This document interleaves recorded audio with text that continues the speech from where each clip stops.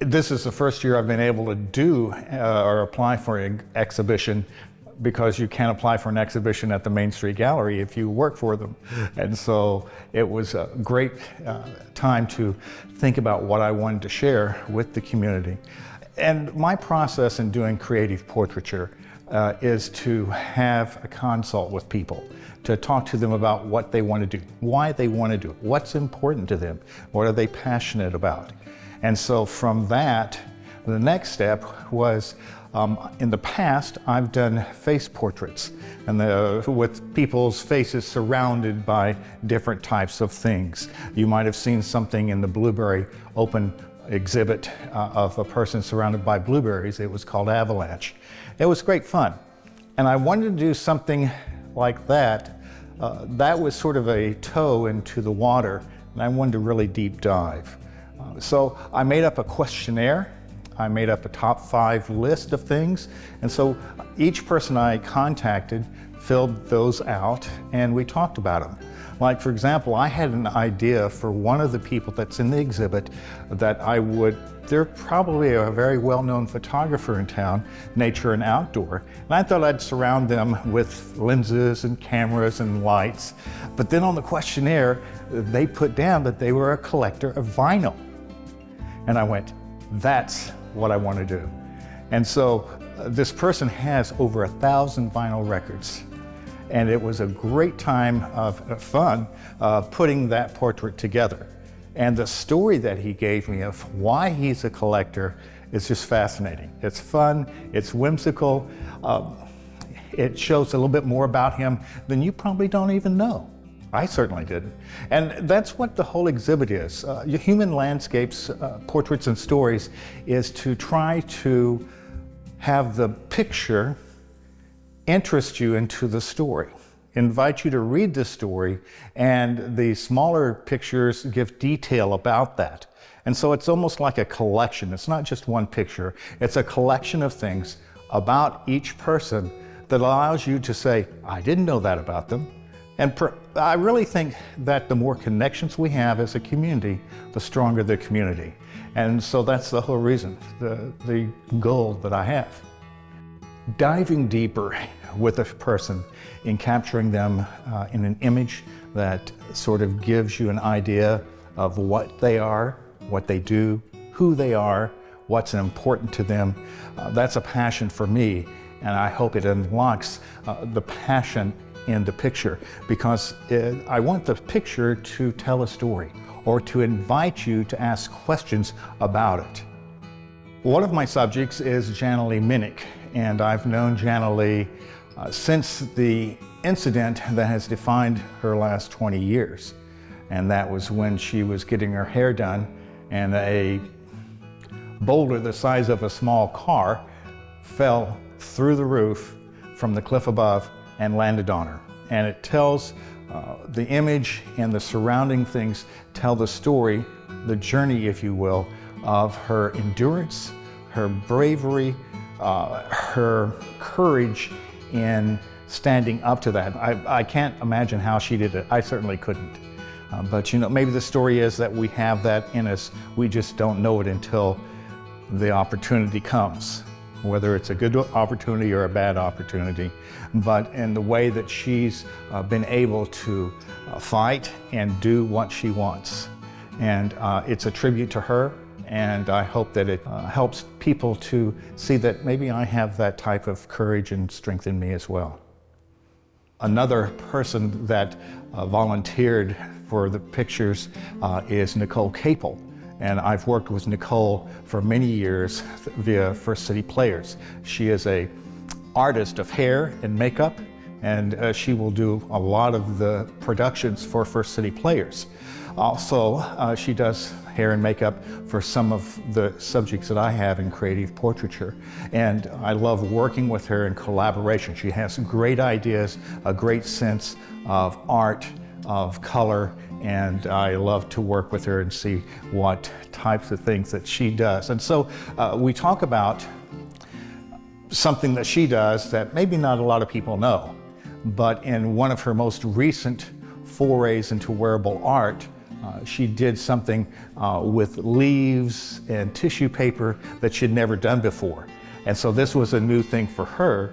And so this is sort of a journey describing how she learned more of her art and how she expanded as an artist. Some of the things that you may not know about me, I've lived over 30 years here now in Ketchikan. First came in 1981 through 1988, left for schooling and came back in 94 and been here ever since. I love it. And you may know me as the past 7 years or so, I was administrative manager at the Ketchikan Area Arts and Humanities Council. I also have worked for 25 years or more with First City Players, performing and photographing as an archival photographer for their performances. I photographed for Ketchikan Theater Ballet, for the Arts Council for many things, and it all started when I came up here in '81 as a photographer, not really, just someone who took pictures.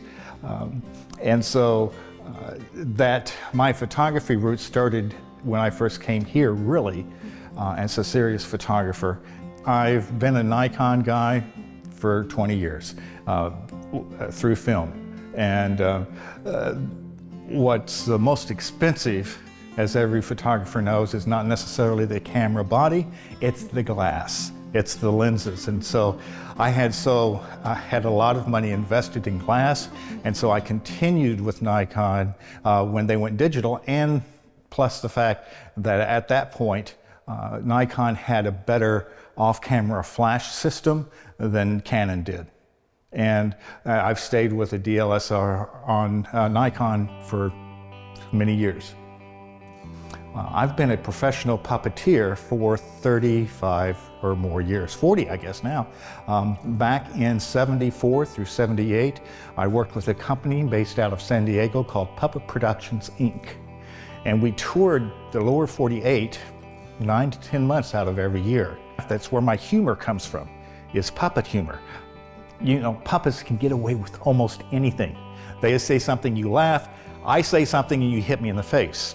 So that's why a lot of my jokes fall short, is because I don't have a puppet on my hand. But I assure you it helps. But there are pictures here that'll show you sort of some of the things that I did back in the day when I had more hair. Still had a mustache. But it's great fun. It was a unique job that only a handful of people have done. And so that's a big part of my history. Ketchikan is one of those unique places. It's full of artists, it's full of artistry from its very roots, and it allows it to be sort of a nesting place, a birthplace of creativity, regardless of the whatever dynamic or whatever medium you work in. The winters, for example, are some of the most creative times during the year here in Ketchikan. People say, well, what do you do when the tourists aren't here? You create. And so winter is a time where you nest in, you have the time to give to a devoting focus on a certain thing, a certain dynamic, a certain medium, and enjoy it to its end, or just a continuation. It's a very welcoming community. And so when you feel welcome, when you feel worthy, that you are worthy to create something, it gives you the freedom to do that. I had about a 6-month calendar all planned of what I was going to do, the framework. I was going to have a slightly bigger exhibit planned and had a schedule to shoot. And then I was told that I had to move my studio. And I've been in the old location for 8 years. It was right above the Rendezvous thrift store. And the new owners said, we're sorry, we need you to leave because we have to fix the ceiling and remodel, and we need to do it here. And so that's a winter project for them, and they graciously gave me an opportunity of about 2 months to find something. It did take me that long to find a suitable place. I'm in the plaza now, 2nd floor, Suite 217, right next to Sheer Magic. It's bigger, it's better, it's brighter. I love creating in it already. And so That took 3 months out of my 6 months. It was a race, but I had some really firm deadlines. I was able to meet those, to get the pictures printed, and they're all printed in metal because I wanted that pop that metal gives to all the images. And so they got back in time, even through the Christmas rush, that I was able to install it here at the Main Street Gallery in plenty of time. I like the space between each of the collections because it gives your eye room to breathe, your mind room to breathe. And so I think it all fits together. It's a great gallery. Some of these are slightly older pictures, but I chose them for the gallery because one, they have not been public, and two, they told a story. And so some of these are 1 or 2 years old but have never been seen before. But even when I took them, I wanted to tell the story about them, and just adding them into this collection was very important.